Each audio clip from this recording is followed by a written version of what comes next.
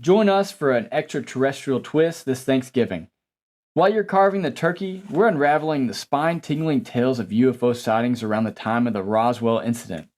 From Kenneth Arnold's jaw-dropping encounter to Flight 105's eerie incident, we're serving up a side of otherworldly mysteries. Tune in as we explore these uncanny sightings, giving you something truly extraordinary to digest alongside your Thanksgiving feast.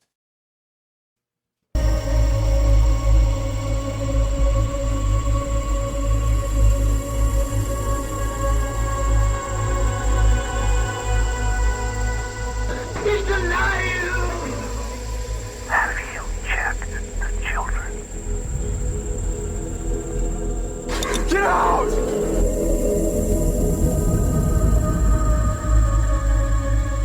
You have scoured the podcast world and finally found us, Newsworthy with Steve and Jerry, where we delve into all things mysterious, macabre, or out of this world, and decide if they are truly newsworthy.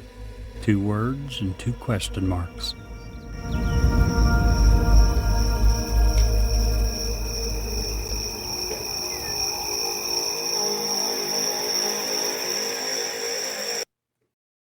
Why should you work with Ed Locke? A better question is, why wouldn't you work with him?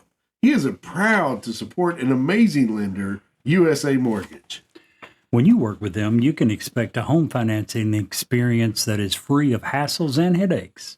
They have complete control over your loan due to in-house operations such as processing, underwriting, closing, and funding. USA Mortgage represents a lot of fantastic things, but they are especially thrilled to partner in several community outreach programs, including Habitat for Humanity, Home Sweet Home, Veterans Community Project, and many, many more. They love going to work every day, which means they love working for you. Ed wants to be your lender for life, so reach out to him today and get the journey started. If you would like more information, please reach out to Ed Locke at area code 502-680-0953, NMLS 448908, USA Mortgage NMLS 227262. USA Mortgage is an equal housing lender. This is not a commitment to lend. Additional terms and conditions may apply. For licensing information, go to www.nmlsconsumeraccess.org. Good evening, Mr. Brett. How's it going, Steve? Man, it's good. Now I have a question. Yeah? I need to know what it's like sitting in the big chair. I'm in the big chair. I got some big shoes to fill tonight. Man, you got the cushion, you got the back. Oh, I know. I'm just leaning back here. I gotta make sure I don't fall asleep over here. I don't see how Jerry does it. Shoo, I'm telling you. So Jerry is not with us tonight. He's got a little bit of flu running through the family, so prayers out to him. He's gonna get to feeling better, I hope. But yeah, Brett's in. He's sitting in the big chair. He looks really comfortable, Jerry. I tell you what, Jerry, you might just have to sit over here in the stool on this. I think this is my spot now. Finders keepers. Finders keepers. I love it. So that's good stuff. So tonight, Brett, we're going to talk for the second week about Roswell. Oh, yeah. Much too big of a topic to go into 1 week. We're going to extend it not for 2 weeks, but actually 3 weeks. Next week, we're going to have a guest. Clay Davis is going to join us. Woohoo, Clay.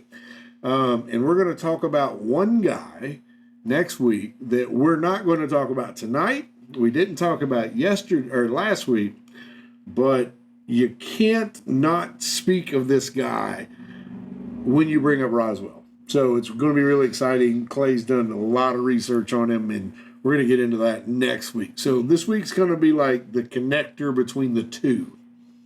What are you drinking over there tonight, Brett?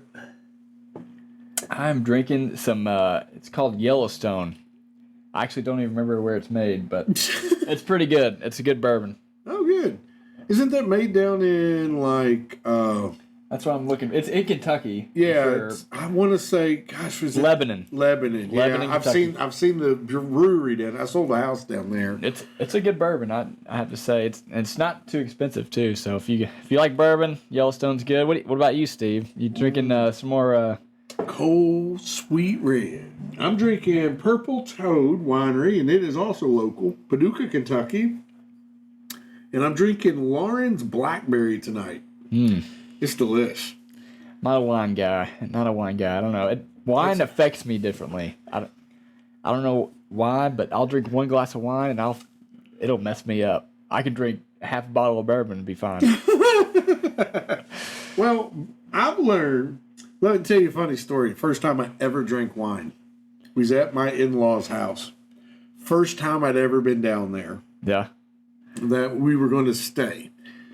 And my mother-in-law, and I know she's going to hear this story, but I didn't want to be rude. I didn't really like the wine, but it was kind of sweet, so I didn't want to waste it, so I chugged it, right? Chugged the first glass. Right. And she's like, oh, your glass was empty. Let me refill it. So I'm like, No, please don't. Well, I didn't say that because I didn't want to be rude. Right. So she refilled it. And, they weren't looking, so I chugged that one. And that happened like 2 more times. And man. I was obliterated. The very first time around my in-laws in that kind of capacity. And I just got obliterated. I couldn't stand right. But Have you loved wine ever since, or was it like a gradual thing? No, I didn't even like it then. It took a long time for me to realize that, I like sweet reds, Yeah. but they have to be cold. And I don't even remember where that came about. You just had it one time. Yeah, Jerry and I decided one day that we like this, but we like it cold, and that's what we've been with ever since. So I feel like that. I had the same thing with bourbon. It was like the first time I drank it, it was somebody was giving it to me, and I was like, this is awful. This literally tastes terrible, but I'm going to drink it. And I was like, try not to gag in between every sip. And then, you have it with ice, and you load it up with ice or load it with Coke just to get the bourbon taste out. It's still like hard to swallow, and you're like, I'm starting to like this. And then you kind of like, you have it with ice, and you're like, it's not too bad. It's watered down. And then you have it. And I drink every bourbon just neat. No ice, not chilled, room temperature. That's my favorite way to drink it. I love it. Ever since, I don't know. It's definitely acquired taste, but Definitely. once you get it, it's. I don't ever want to acquire it. I don't want to. Here's the thing with bourbon. I love the effect of bourbon. I do not love the getting there. Yeah. To me, it tastes like rubbing alcohol and steroids. You gotta have some good bourbon. I will agree. The cheaper bourbon. It's not. It's more rubbing alcohol taste, but once you get into the better bourbons, in my opinion, I'm a high proof guy. Like I like barrel proof bourbon because it's got all the flavor. It's not watered down. It's good stuff, man. You're talking to somebody who likes Mick Ultra, okay? Which is the water of beer. Essentially, it's water with a taste of beer. The lighter the beer, the happier the Steve. I'm just saying. So, sorry for all those Mick Ultra fans, but not for me. We know. It's okay. We understand. We know. Oh, man. So, tomorrow, it's Wednesday, but tomorrow is Thanksgiving. How about that? Yeah, it's crazy. Crazy to me that it's already Thanksgiving. Almost December. It is insane. I always used to, and you're quite a bit younger than Jerry and I, but when you get to be my age, and Jerry's age especially, because he's so much older than I am. 35's not that old. Don't give him the big head. You will learn and realize that when older people tell you that the older you get, the faster it goes, that is so accurate. Which is crazy because I'm literally thinking that exact same thing. It's like, I keep getting older, and I'm telling you, it feels like yesterday and we just had our New Year's party. Yeah. And we're already getting ready for our next one. It's like, man, it's just flying by. Yeah, it's insane. It really is. Yeah, I feel like kids have kind of sped it up too. It's like Well, you got how many? 3? 3, yeah. Yeah. So you are always busy. Always busy. Yeah, always looking forward to the next thing, I guess. I'm actually looking forward to the next part of life. Our youngest is about to graduate and move on. Yeah, to he's his a senior, world. right? So yeah, that's going to be so bizarre. Yeah. I have never in my adult life not had children in my house. That's crazy. Yeah. I guess, yeah, you haven't. So I am like chomping at the bit. And he's like, well, I think I'll just stay in my room till I'm 25. I think, no. Your room is already, you already have, there's already plans. There's already plans. So he's like, what are we doing for your room? And I'm like, okay, so when you move out, the day after you graduate and go to college, that day, I'm coming in and painting. There's a window in his room. I'm painting a big sun picture on that wall, big mural. And on the far wall away from that, I'm going to put one of those kiddie pools with sand and a lawn chair in it. And I'm going to hook up to the radio on a motion sensor. So every time I walk in the room, it automatically plays Caribbean music. Oh, my gosh. I can go in, sit, look at there, put some heat lamps in. Hey, that's the way to go, Absolutely. man. He's in Josh's old room, right? Yeah. Yeah. So gonna be a hoot. Anywho, You got any big plans for Thanksgiving? actually no. This year for Thanksgiving, and this isn't a woe is me thing. I still haven't quite got my energy level back from the surgery for the cancer or whatever. So we're actually going to Cracker Barrel. Thank God for those people being open. Oh, yeah. No cleanup, no cooking. Just go there, have a good meal, come home. Yeah. So if you do happen to go one of those places, Cracker Barrel, Huddle House, Waffle House, whatever is local in your area, Frisch's I think is going to be open. Make sure you tip your servers good. Yeah. They're away from their family so that you can still enjoy a good meal. Make sure you tip those folks good. That's how they make their living. So just 100%. Yeah. you know, this, the worst thing is when people go in and they don't tip their servers good. It just drives me. I was always taught if you can't afford to tip, you can't afford to eat there. I've heard that as well. Yeah. So, I mean, those guys are making what, $2.50 an hour most of the time, if that. you know, and they really rely on those tips. So, yeah, like you said, they're away from their family to, you know, provide you a meal. Yeah. Yeah. So make sure you take care of them.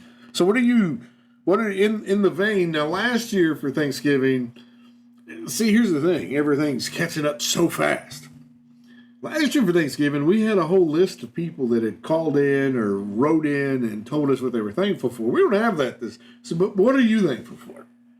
I'm thankful for 3 healthy children, and a supporting wife. It's nothing really you can ask for more than that. Supporting family, loving family. What are you thankful for, Steve? More than I've ever been thankful for in my entire life, I'm thankful to be alive. Oh yeah. Right. Yes, yeah. I am very thankful that I had one small spot come up that gave me a clue that I had a serious problem going on that I had no clue I had. Had that not happened, the doctor said I'd had that for years. I'd had, been cancer positive for years, but it was down in my chest and I would have never known it until it had spread everywhere. And even as a slow growing type cancer, he said that it would eventually grow to a point that you couldn't fix it. Yeah. So I'm very thankful for that. I'm thankful for my family. I'm thankful that all of my children are in situations where they're happy and they're growing. Yeah. And they're thriving. They're not just existing. So many people in this world exist. They settle. They do whatever. And, I don't have a kid that I'm not proud of. Yeah. Regardless of where they live or what they're doing, and when your kids get bigger and they get out on their own, you're going to have those same feelings. Steve, that's never going to happen. I'm just going to tell you right now that my kids are going to stay the age they are right now. They're never going to grow up. I thought that too, and it was yesterday. I'm just saying, it seems like yesterday. Yeah. But my daughter, she's thriving. She's building her media empire down in, with Mochi's all the stuff that she does. That's and awesome. Streaming and. My other son is writing software and doing crazy stuff. And, I can't even think I'm allowed to speak to what he does because of all the things that he does. And my other son he's out and he's running a security team and he's going to Super Bowls and being security for all these big acts and concerts. And, that's freaking awesome. He loves that kind of music and those musics, and now he gets to do it for free. Right, that's like the best job for him. I was like, when he got that job, I was like, man, that's perfect for. So and he finally met him, someone that's just amazing. I'm happy for them, and my youngest bio son he just got on with a major police department. I'm super pumped and proud for him, and I mean, I'm so thankful that they all are doing what they want to do and how they want to do it. It's I can look back and think, I had a small part in that. Yeah.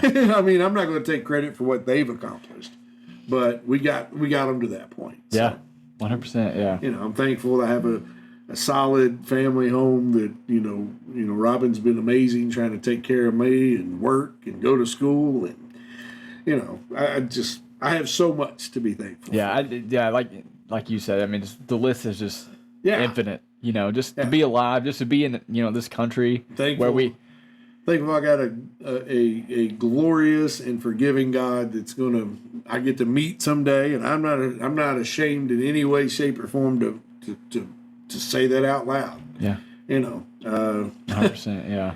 There's just a lot. Right. It's so for much. all the problems in the world and all the problems we could sit here and talk about for days and weeks and months, I'm thankful for what I got. Yeah. So. Yeah. Whew. That was a lot. Hey, well, speaking of Thanksgiving, so there's the two biggest days at the theater are Thanksgiving and Christmas. Really? So, I know we talked about this a little bit before the episode, but we talked about the Marvels last week, how it's performing pretty poorly. So, all I'm going to say is, if you've seen The Hunger Games or read The Hunger Games, The Ballad of Songbirds and Snakes is a phenomenal movie. I read the book, actually, we have a book club at work, so I read the book for that. That was kind of our book of the month. I was like, oh my gosh, this is phenomenal. And I'd never read The Hunger Games. I'd seen a couple of the movies, but I wasn't like really big into them. So I was like, I finished that book and I was like, oh my gosh, I'm gonna read The Hunger Games. Finished the entire series in a week. Wow. I mean, I was just like hooked. And so we went and saw the movie yesterday, and it's about 2 hours and 38 minutes. So it's a long movie. Phenomenal. So the two main characters are played by Rachel Zegler and Tom Blythe. Straight out of the book. I mean, just perfect casting. And you got Peter Dinklage in there. You got Viola Davis in there. Great cast. Great book adaptation. Great story. So if you're looking for a movie this weekend, where it's the holidays, definitely don't bring your kids. There's some. If you've seen The Hunger Games, you kind of know what it's about. It's not a kid movie, but if you need a date night, with your girlfriend, your wife, whatever, phenomenal movie. Guilty admission. Hunger Games is the entire reason I play Fortnite. Really? But you have to tell me about this because that. Well, so like Fortnite, to anybody who's ever played, it's a survival game. You shoot. The point is to be the last person standing out of 100. Well, Hunger Games was out, and I just watched it, and I kept watching my kids play this game, and I'm like, what are you trying to do? And they're like, well, you got to be last. You got to be the survivor. And it clicked, and I'm like, oh, I could do that. This is Hunger Games. This is Hunger Games, except animated. I'm in. Yeah, still in. Guilty admission. Another guilty admission. I just spent $1,000 on a limousine, and they told me at the last minute it doesn't come with a driver. Oh yeah. Yeah, I can't believe I spent all that money and I have nothing to chauffeur it.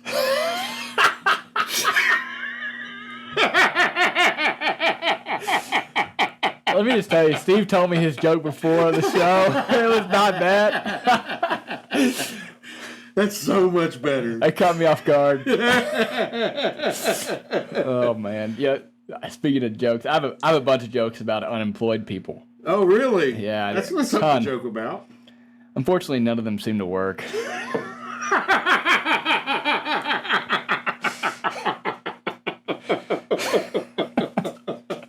Oh, that's good.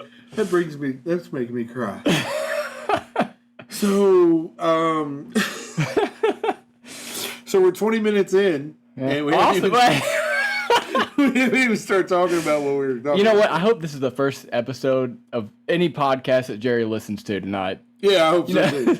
It'll remind him so much of way we used to do podcasts, because when we first started, there's such a learning curve to this, and we're learning every day. That's another thing I'm thankful for. I'm thankful for you. I'm thankful for Jerry. I'm thankful for the ability to do this. 100%. Jerry and I talk a lot off the air about I can't. It's getting every year that goes by, and this is let me take a dark turn for just a second. Every year that goes by, I have I can't at this point in my life remember what my grandma's voice sounded like. I can still remember my grandfather's because he lasted a lot longer than she did. But there's going to come a time where I can't. Right. And and Jerry and I first thought about this, about halfway through when we realized what we were doing. Our kids and our grandkids and great grandkids are never going to have that. They're always going to be able to pull up these episodes because they're, recorded for all history at this point. Right. It's going to be on the internet forever. Yeah. And they'll always be able to hear what we sounded like, kind of get an understanding of what we believed and how we thought and what we thought was funny. And, I'm so thankful for that even if we don't have another listener to ever download an episode, which, by the way, we're leaps and bounds every week. But even if we don't, they can. Yeah. And that's pretty freaking awesome. Well, I think I've told multiple people this. I think I've told you all this. It's like, I would do this if there was not one listener listening. It's just so much fun. And I actually started, I remember when you sent me your, the first podcast, one of the first podcasts you all ever did. You're like, hey, you might be interested in this. And it was, I don't think we had really hung out in a while. I'd seen you recently, but I hadn't seen Jerry in a while. And I was just like listening to it. It was like, man, it feels like I'm like getting to, hang out with you guys again, and then just continue to listen. And now I'm, getting to be a part of this podcast. So yeah, like you said, it was just thankful this podcast is even here, just to be able to get an excuse to hang out with you guys. It's awesome. Well, we appreciate you hanging, and the fill-in role has become a permanent role, I feel, and that's good because we love having you here. We've gotten great feedback, and I was going to bring that up, guys. We love feedback. We love interacting with you guys. We love chatting with you guys. Hit us on the text line.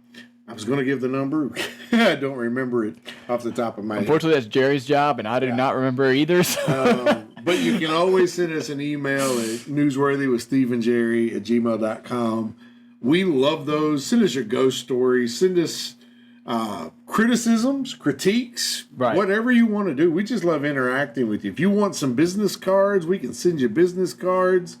We love interacting with you guys. You got a show idea, you had an encounter with Bigfoot or a scary ghost, you want to be on the show? We'll make it happen. Don't want to be on the show, but want your story out there, we'll be happy to do that as well. So, newsworthywithstephenjerry@gmail.com. We should probably, at 22 minutes, get into the episode. It might be a good idea. I can literally talk about Thanksgiving most of the night. Right? I mean, there's just, and I hope that if you sit, at your table or you're in your quiet space, that you have those abilities and you have those things to be thankful for in your life. Because if you don't, I don't want to say you should run out to change your life, because everybody's situation is different. But I pray that everybody has something that they can be thankful for this holiday season, because there's just so much that is out there. Yeah. And there's a lot of people out there suffering. There's a lot of people hurting. Yeah, I mean, you look at the war that's going on, multiple wars that's going on. Wars. There's a lot of people in really terrible situations, and just being thankful for being in a country. We're obviously in America.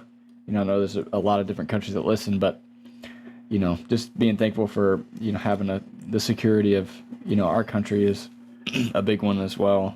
Just not having to deal with some of that stuff. There's entire countries out there that don't have reliable electricity, and that's so foreign to us. Or in the United running States. water, Yeah. sewer, a sewer system. Yeah, we have so much to be thankful for in America that we take for granted. Yeah, absolutely. We had a call in. We were doing a test show, and we had to be able to test what we were trying to test. It was right before we switched out of Podbean and came to Lisbon. We had to do it live on air, and we had a lady from South Africa call in. Oh wow! Yeah, and she called in, and we were chit chatting with her. It was the first time that had ever happened. Oh my gosh, and it was that's so awesome. cool. Yeah. But she was telling us that, in South Africa, which is a developed country, Right. Yeah, it's one of the more developed African countries. they still didn't have regular power, and they had to shut their power off for like 7, 8, 9 hours at a time. So even the food in your freezer would go bad Right. during the rolling blackouts, and it's like, wow. Could you imagine not having a freezer or fridge? Like you would just starve. Here, I mean, everybody here goes to Walmart, right? And you rely on once a that. day. Yeah. I mean, just imagine if that wasn't there. Yeah. So, anywho, I didn't mean to go into that. I just Yeah. We have so much to be thankful for. I think so much. So anyway, let's get back to Roswell. We All got right. a little bit to cover here. We got a great guest next week. Come back for that. Absolutely. Clay Davis will be here. We're going to talk about the unnamed guy that we're not naming today. But if you know Roswell, if you follow Roswell, you should probably know who we haven't spoke about and how big of an impact that has to play. And he's going to be here next week to talk about that. So let's get into it. We're going to blaze through Roswell at this point. I just want everybody to know that we were talking about this beforehand. We were like, I wonder if we could fill all the time with this amount of information. I think we're good. Oh man! All right, so yeah, I'll just go ahead and get into it. So we talked about this guy a little bit last week. This is the guy I think that's very important to the Roswell story, just because the year of 1947 was the year of the flying saucer. It was hundreds of sightings were reported in the summer of 1947, and it all started with private pilot Kenneth Arnold. In June 1947, he saw a UFO pass Mount Rainier. So that June afternoon, Arnold took off from Chehalis, Washington, on his way to an air show in That's very good, by the way. Chehalis. Chehalis, that's a cool name. That is a cool name. Chehalis. I want to go there.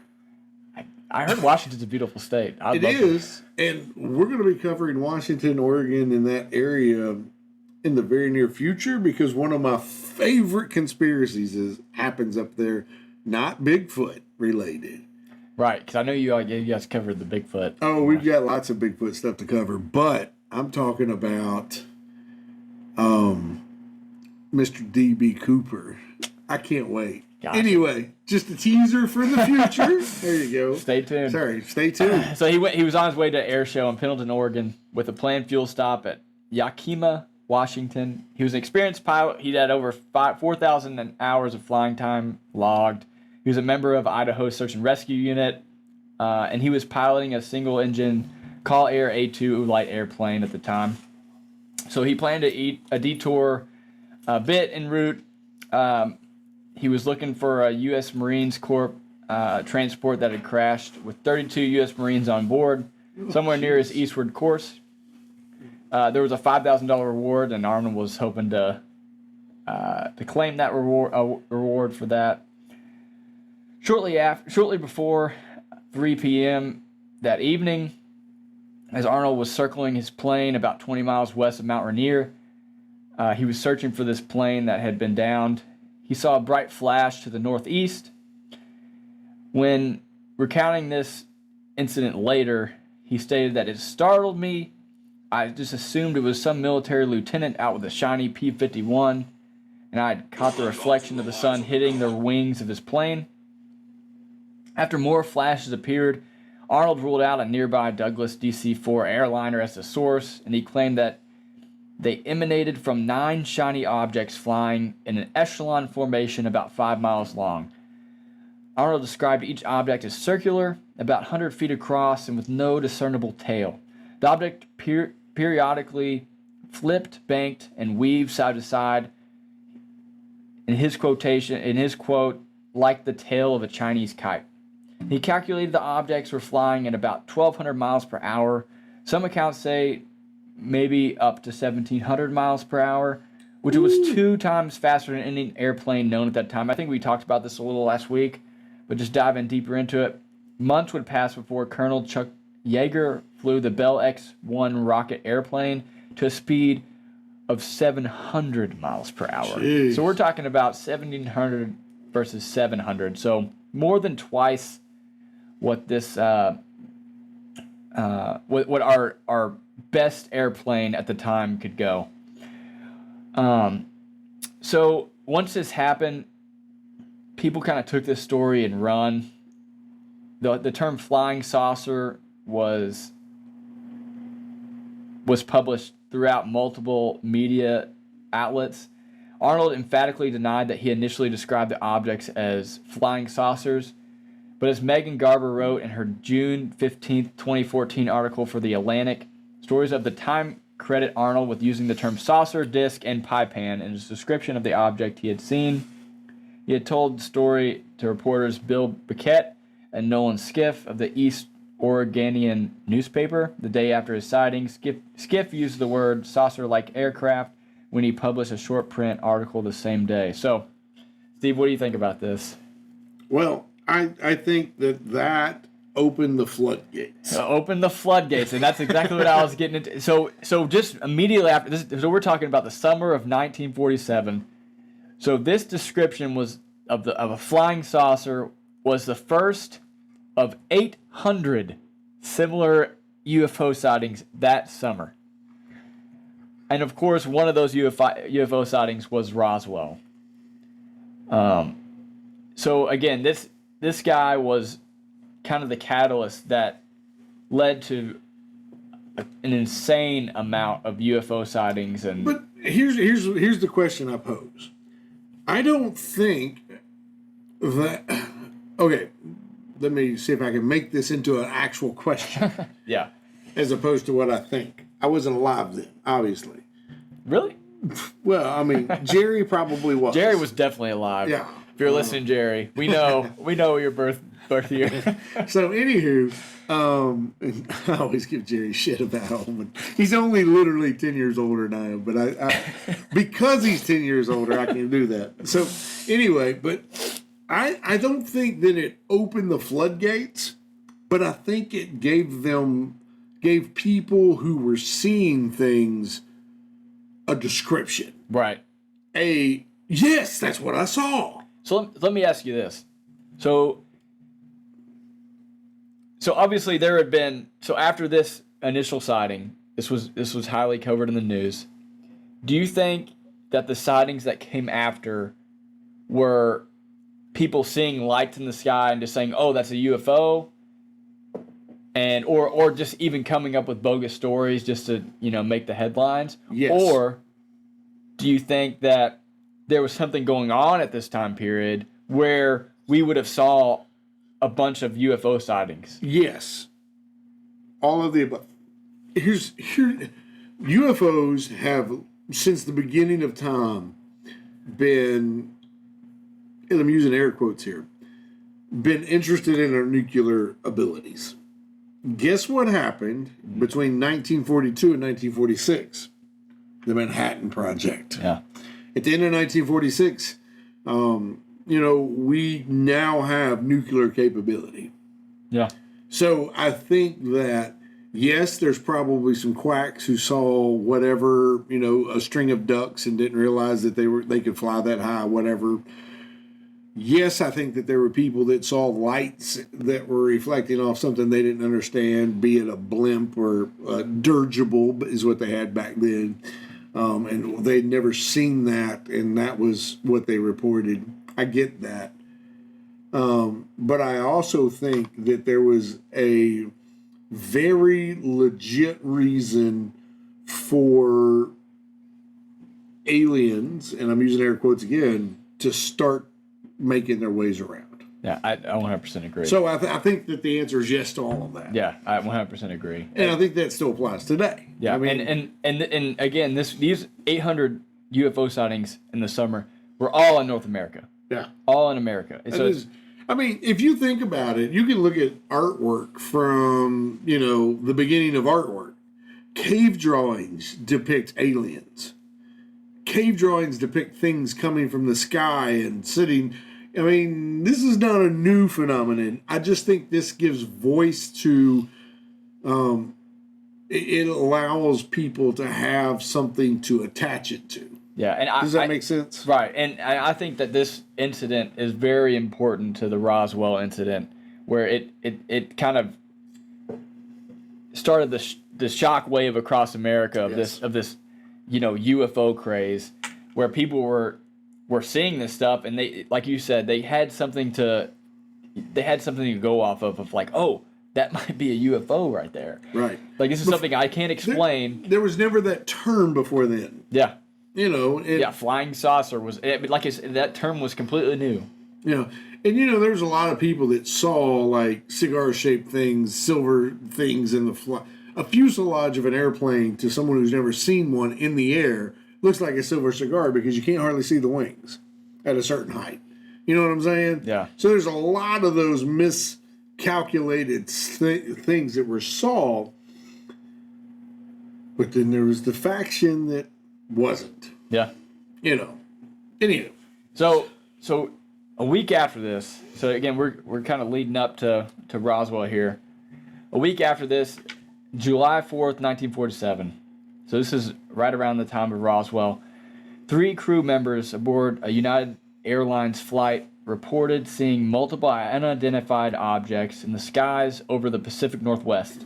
So this is around the area where Kenneth Arnold saw, the unidentified flying objects.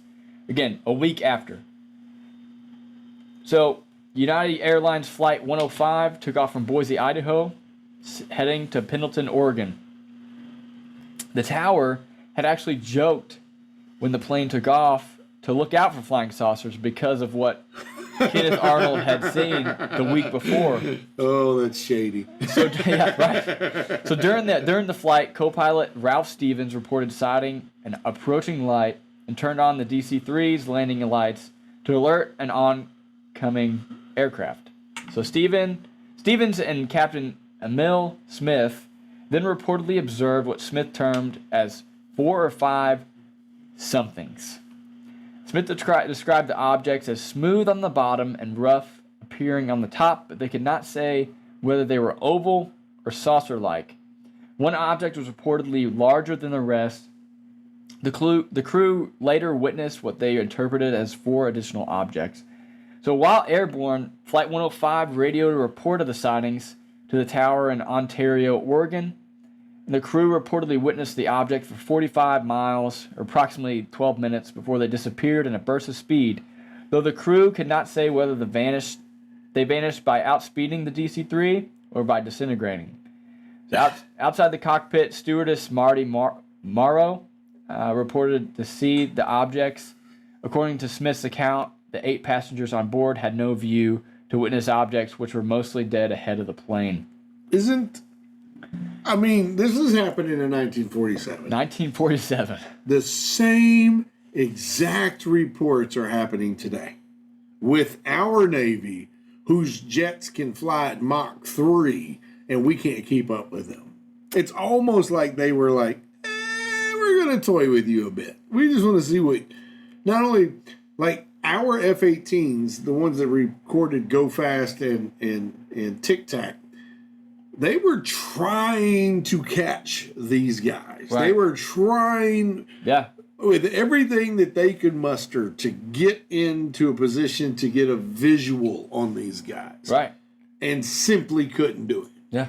It's almost like they play with us a little bit. That they're testing us. This is not an Independence Day type scenario. If this was Independence Day, these aliens could have taken us out years ago. I mean, 1947, we would have been done. Yeah. You know, we had one nuclear bomb. Two nuclear bombs. They're not trying to take us out. And honestly, it really seems like they're trying to help us out. Well, it depends. I mean, if you think that we have one alien race, then it goes to saying that there's multiples. And then we don't know the end result of what all of them want to do, if that's the case. Maybe there is one, and they're in a conjunction, and they're playing us like puppets. We don't know. Yeah.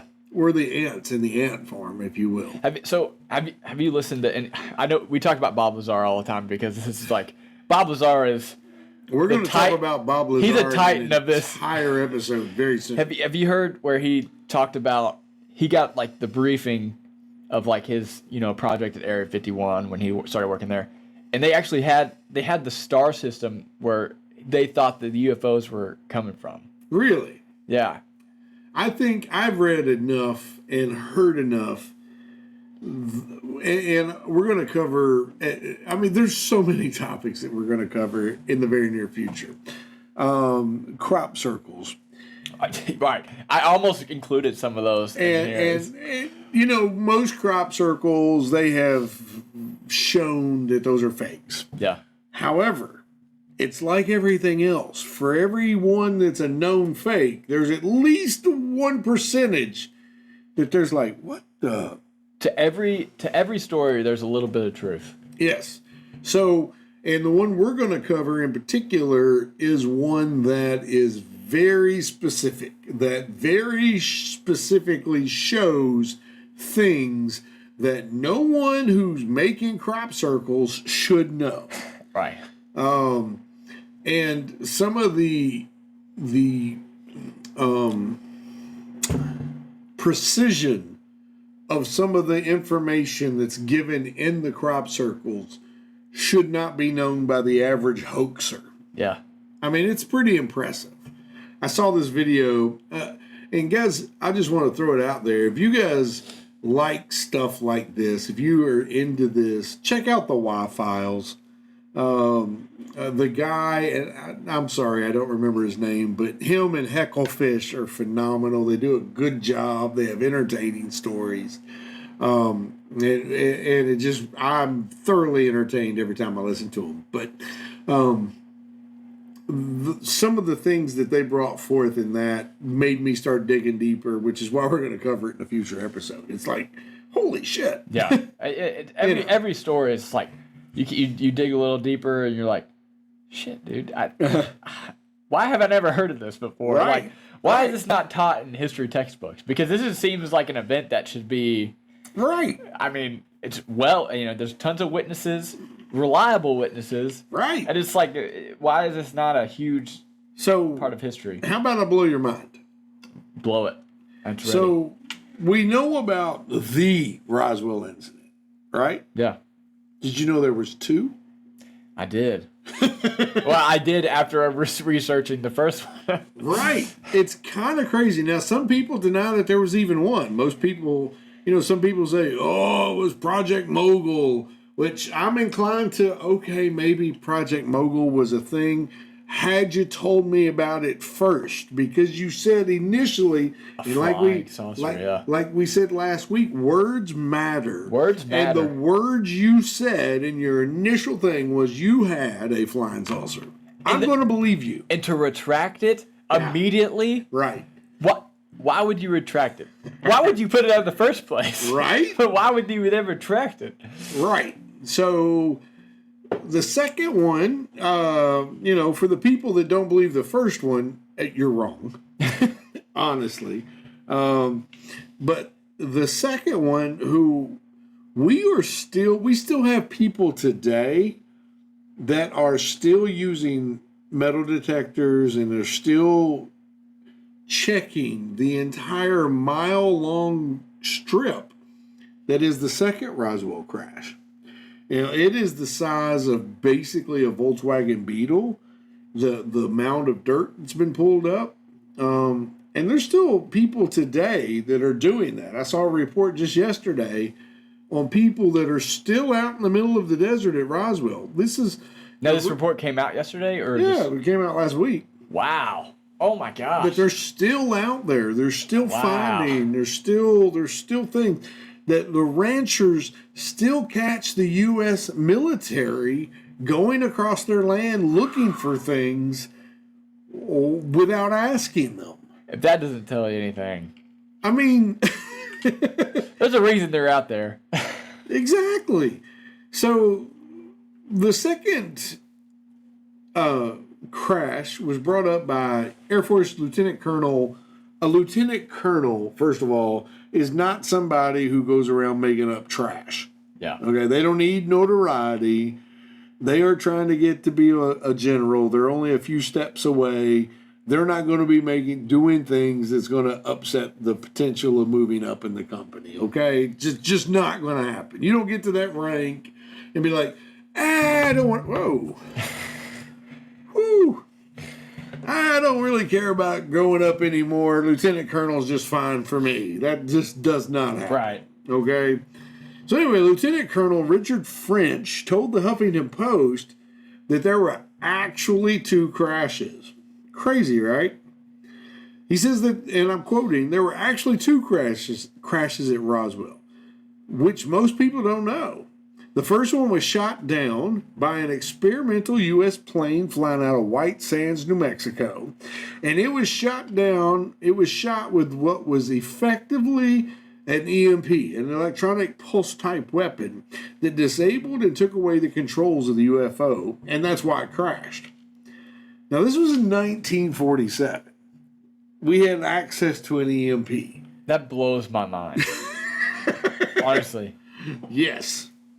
So, French, who was an Air Force pilot in Alamogordo, New Mexico. I hope I'm saying that right. If you live in Alamogordo and I'm not, send us an email. That sounds like a correct me. Good pronunciation. Yeah.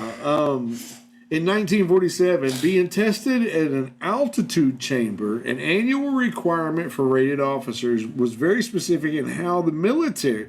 He was very specific in how the military allegedly brought down what he believes was a spacecraft from another world. When they hit it with the EMP, bingo, all their electronics was lost. The UFO was uncontrollable. Last week, we talked about bodies. Jerry didn't find any work on bodies. We're getting ready to talk about bodies. I can't wait to talk about bodies. Well, don't be looking at this body. Anywho. So Mr. French, who has flown hundreds of combat missions in Korea, Southeast Asia, he had several positions working in military intelligence. This is, again, not a guy that's going to make up stuff.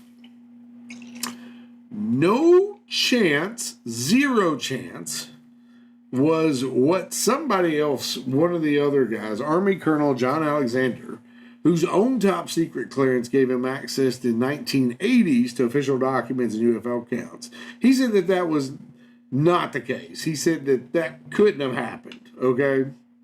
He said that in 1980s we were developing pulse power weapon systems. And there's no way in 1947 we could have had an EMP. Period. If the government's telling me that there's no way we could have done it, I'm banking we probably did it. I think that's a good bet. I'm just saying. Our government is at least, 10, 15, 20 years ahead of where we know that they are. They had the stealth, they had the F-117 10, 15 years before they made it public. Yeah. I mean, that's pretty big. I mean, that tells us all we need to know. Right, yeah, 100%. Anywho, so back to Richard French. French told many people that the White Sands Proving Ground, that the White Sands Proving Ground, that's known. We know that that's what that's for. They used it for bomb testing. They use it for plane testing. They use it for all these things.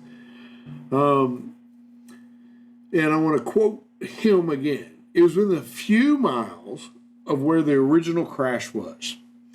We think that the reason that they were there at that time was to try to recover parts and survivors from the first crash. So aliens were trying to recover issues from the first crash, which is why they were there for the second. And then he has seen photographs of parts of the UFO that had inscriptions on it that looked like an Arabic language and had part numbers on each of them in the photographs that he just numbered through. An interesting story, the ex-CIA agent Chase Brandon also had access to a box that was in their evidence rooms that was simply named Roswell. It had a bunch of this stuff in it too. Well, and that him seeing like the symbols, it sounds familiar to what Jesse Marcel Jr. saw. You know, the 11-year-old kid who you saw on the parts that Jesse Marcel brought to his son to see, and in the actual Roswell crash. Yeah. So, one of the other, I won't get into this too much because Project Blue Book was a whole different thing we're not going to get into tonight. But it was basically a program that the government instilled because of all the sightings that you said, that they were going to go out and they were just squashing as many of those as they could. Yeah. The person that was ahead of Project Blue Book had no belief system whatsoever in UFOs, aliens, intelligences of any sort other than us.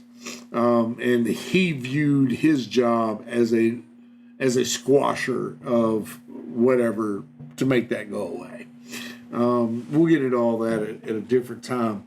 But basically, if someone had a UFO sighting, this guy and the other agents would go in and try to squash it. But French says that that's crazy, well, let me just give you to it in his words. They never give you an explanation, but they'll tell you what my analysis is. If they accepted the fact there are creatures coming to Earth from other universes or from wherever, it basically would destroy religions. And the fact that our military is helpless against them, that would destroy the reputation of the military. So that's why they didn't want you thinking that there was aliens. It totally makes sense. I mean, it totally makes sense.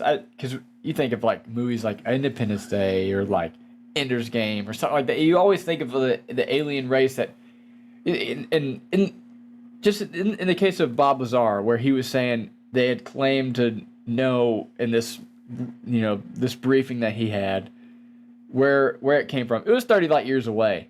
Yeah. We can't travel at the speed of light. No. It would take us generations to get to that star system. We don't have near the technology. No, but I think we're on the cusp. I think wormholes offer the best real scenario for that. But we're not even. But we're not there yet. And not even close. We have to be able to have manufacturing in space to be able to even get to that spot. Because most of the here's an example. Elon Musk sent his second heavy rocket up. Right. And it exploded again. I mean, everybody is, if you're uninformed, you're thinking, oh, it exploded again. What a failure. They knew that was going to happen. Yeah. It's not a question. These are designed to do that. They're not testing for longevity in this point. They're testing for the stages. So, and the second stage, the separation stage, is what they were testing for this time. It was the success. And instead of trying to land it at the cost and all that, they just got rid of it. So most of the power, most of the energy, most of the payload is in fuel to beat our atmosphere.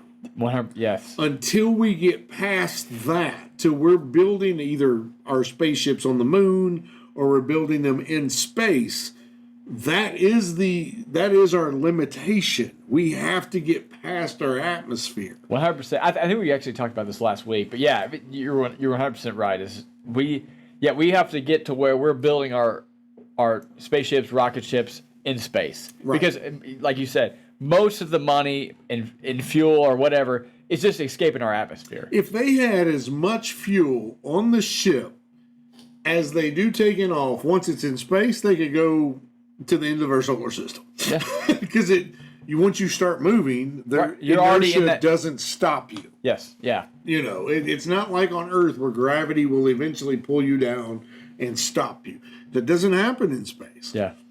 So we could use half the fuel or, nuclear power or some other form of power and propulsion in space. Right now, it's all about getting out into space. Right. Anywho, that was a long way around, but yeah, there was 2 accidents there. Yeah. 2 crashes. And if you even dive in more, there was multiple claims of accidents around that area. Not even just in the Roswell area, not including the entire North American solar system or North American country or continent. And one thing that we have to keep in mind, again, like we've been saying the last couple of episodes, is the Los Alamos National Laboratories in New Mexico capital of Santa Fe was constructed during the 1940s as a facility to research and build atomic bombs. Right. It was our first headquarters of our atomic department. I mean, that is significant, right? It absolutely is. And the fact that we're seeing so many UFO sightings at this time period, it's almost like the aliens are trying to help us out. And like I said, they could have taken us out years ago. Years ago. I mean, it's not like they have the power to travel 30 light years or whatever. They have the power to travel 1 light year. They are far and above what we are capable of. Yeah. And their weapon systems will be far and above what we're capable of. They would squash us like a bug. We are literally like, if we would go back to the 1700s with the equipment and weapons we have, that's what they are to us. Right. I mean, we are so far behind them, it's not even I'll funny. hit you with a musket. Right. Oh, really? I'm going to hit you with an Abrams. We're good. I mean, yeah. Good luck, buddy. I got my tank over here. my jet that's going to just I'm going to hit you with a stealth fighter that you can't even see. You can't even see it. It hits you from 3 miles away. Let me just nuke you real quick and you'll be done. Funny story. And we'll wrap up, Brett, because we are already way over. Funny story. Jerry and I both were retail managers. And I was a manager of a company that was based out of Abilene, Kansas. And we went there every year for a manager's meeting. About 3 o'clock one morning, the entire hotel started shaking. Boom! Boom! And we're like, what the is that? Yeah. So we're all coming down the lobby, and there's some little old guy down there working 3rd shift in the lobby, and he's like, y'all can go back to bed. It's just Junction City down the road. Oh, my God. So Junction City, Kansas, which is right down the road, is military base. Yeah. Guess what they do at Junction City? What? It is the home of the M1 Abrams tank. Oh, my God. And what they were doing was doing nighttime fire drills with their Abrams. So 20 miles down the road was shaking our hotel, was shaking the windows in our hotel. They were firing them puppies off. Talking about, we took one of them back to the 1700s. You talk about crazy. I mean, you think it in the world's happening. Yeah, it was, I mean, we thought that. It was crazy. Oh, but it was neat. That's when I started to learn about the Abrams, because they had like little pamphlets on it. 35 miles an hour rough terrain could knock a bird off of a branch. That's how freaking awesome these things are. And they've only gotten better. That was 20 years ago. Right. Yeah, right. Right. And we talk about all these like weapons that back in the 1940s. It's like how much we've gotten past that. You know, just like they had a P-51 Mustang prop plane was their air superiority fighter. We have this F-35 stealth fighter and that's what we know about. That's what we know about, right? It's like the AI stuff. It's like ChatGPT is awesome. That's the AI that is released to the public. That's what they allow us to know about. They don't want us to know about the Terminator shit that's about to happen because it's about to happen. Jeez. Anyway, so what do you think, Steve? This is stuff newsworthy or not? Man, we're still in Roswell. Roswell's still the kickoff, the catalyst, if you will, to the UFO phenomena. And I believe in my heart of hearts that not one but both accidents. We still have people researching today.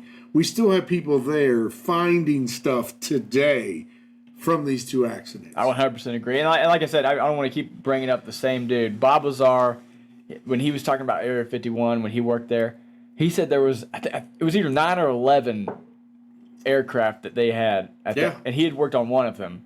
And Bob Lazar, I think he's like, I'm 90 to 95% sure that he's telling the truth. And just if you think of that, there's multiple instances of crashes that have been covered up that we've recovered. Here's the thing that I think about Bob Lazar.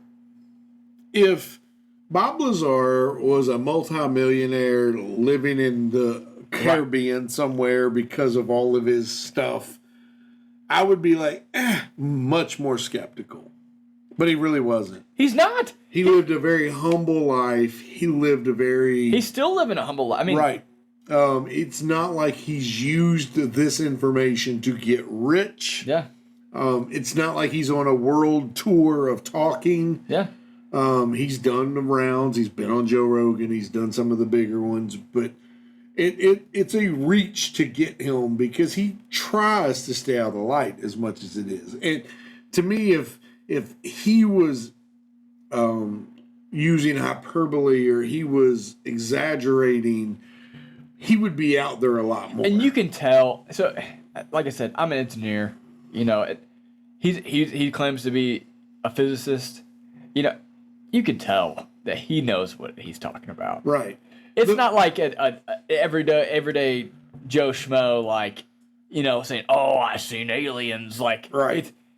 He knows what he's talking about. Yeah. He's a smart dude. And time continues to prove him right. The elements we talked about Element 115. Week, yeah. I mean, it's just like... you know, the fact that he went to MIT, but MIT miraculously has no record he was there. You don't make that stuff up, especially when he's got buddies that said, yeah, I had class with him. Yeah. You know what I mean? He was in my class. I remember Bob in class. Yeah.